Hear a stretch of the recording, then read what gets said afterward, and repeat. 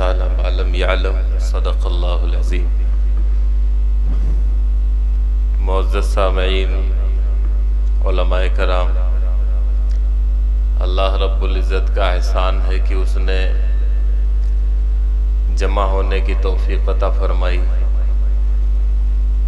اکابرین علماء کرام موجود ہیں، آپ ان کی گفتگو سنیں گے۔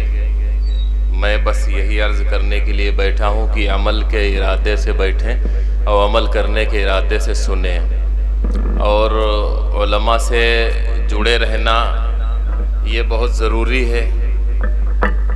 جس شریعت پر ہم لوگ چل رہے ہیں، جو مذہب اللہ نے ہمیں عطا فرمایا ہے، اس میں کتاب سے زیادہ اہمیت کتاب سمجھانے والے کی ہے۔ خالی کتابوں سے اگر کچھ ہوتا تو سب کے چھتوں پر ایک ایک قرآن اتر جاتا، صبر بھی جانتے تھے، تو پھر آقا صلی اللہ علیہ وسلم کو پتھر کھانے نہ پڑتے۔ تو کتاب کو سمجھانے کے لیے جو کتاب سمجھانے والا اللہ نے اتارا، اس کو کتاب سے بھی زیادہ اہمیت دی۔ اس لیے اگر ہم علماء سے جڑے رہیں گے انشاءاللہ تو ہم دنیا اور آخرت دونوں جگہ کامیاب ہوں گے۔ اور ہمارے اکابرین میں ہمارے سر کا تاج حضرت مولانا مفتی احسان اللہ صاحب ہم سب کے استاد ہیں، تو وہ ایک یہ ہو گیا ہوگا ذہن میں لوگوں کے آیا ہوگا کہ اختر وحید بیمار ہے، تو بیمار آدمی ہے تقریر تو کرے گا نہیں، تو جو تقریر نہیں کرتا ہے اس کا نام صدارت میں ڈال دو۔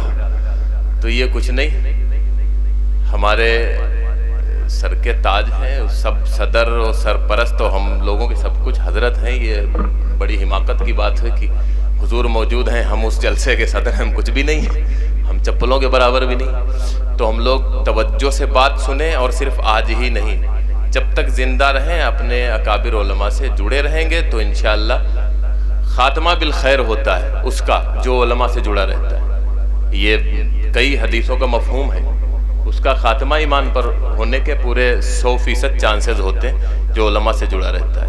اور اگر ہم علماء سے اپنا تعلق قطع کر لیں تو صرف کتابیں پڑھ کے ہم ہوں یا اور یہ دیگر ہمارے چھوٹے بھائی بیٹھے ہوئے یہاں پر، ہم سب کی ذمہ داری بنتی ہے۔ اگر ہم علماء سے، اکابرین سے، اساتذہ سے اپنا رابطہ توڑ لیں تو جس مذہب میں ہم لوگ ہیں، مذہب اسلام، اس میں کتاب سے 100 گنا زیادہ کتاب سمجھانے والے کی اہمیت ہے۔ اگر کتاب سمجھانے والا نہیں تو پھر کتاب سے ہم کچھ بھی فائدہ نہیں اٹھا سکتے، کچھ نہیں ہو سکتا خالی کتاب سے۔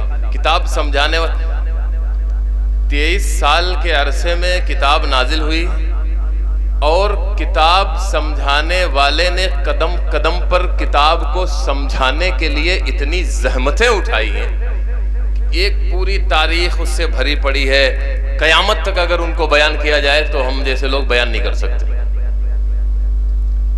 تو یہ اشارہ اس بات کی طرف ہے کہ کتاب اللہ اور رجال اللہ یہ دونوں ضروری ہیں۔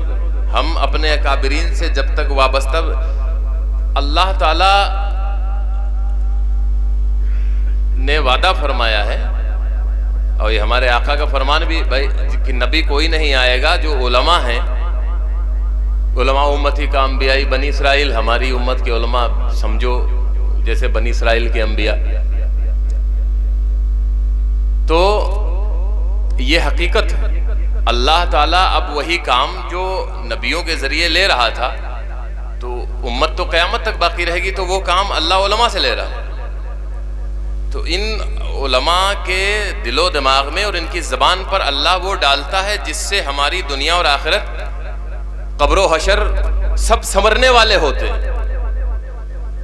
تو ہماری ذمہ داری بنتی ہے کہ ہم وعلیکم السلام، ان سے ہم جڑے رہیں، ان کی قدر کریں، عزت و احترام کریں۔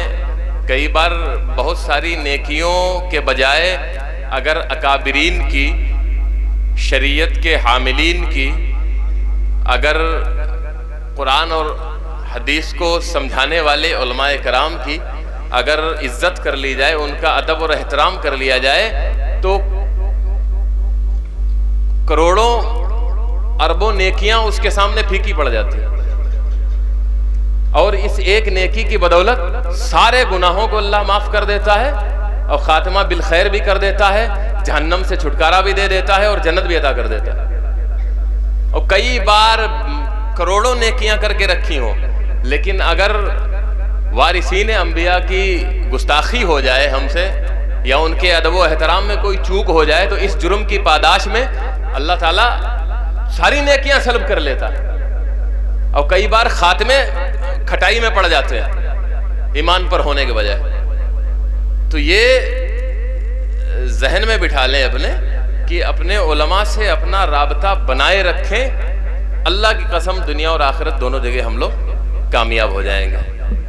تو جب تک گفتگو ہو تمام سارے حضرت تو گفتگو کریں گے، اس کے علاوہ ہمارے حضرت مولانا شریف احمد صاحب دامت برکاتہم العالیہ عمدہ کلام سنائیں گے، عمدہ گفتگو کریں گے، اور صبح تک بھی اگر جلسہ چلتا رہے تو یہ بھائی ہمارا، اب تو ہم مریض ہو گئے، بہت دنوں سے ایک ساتھ نہیں رہے، تو آپ لوگوں کو نیند تو آنے نہیں دے گا، یہ طے بات۔ مولانا وارث صاحب اللہ ان کی عمر میں برکتیں عطا فرمائے، ہمارے حضرت قاری جاوید فرقانی صاحب، قاری محفوظ صاحب، حضرت مولانا محمد احمد صاحب، تمام حضرات، تو آپ لوگ خوب دل جمعی کے ساتھ، بشاشت کے ساتھ، توجہ کے ساتھ سنتے رہیں اور عمل کرنے کے ارادے سے سنیں، دعا کریں، اور میرے لیے خاص طور سے دعا کریں اللہ مجھے صحت نصیب فرمائے۔ وآخر دعوانا ان الحمدللہ رب العالمین۔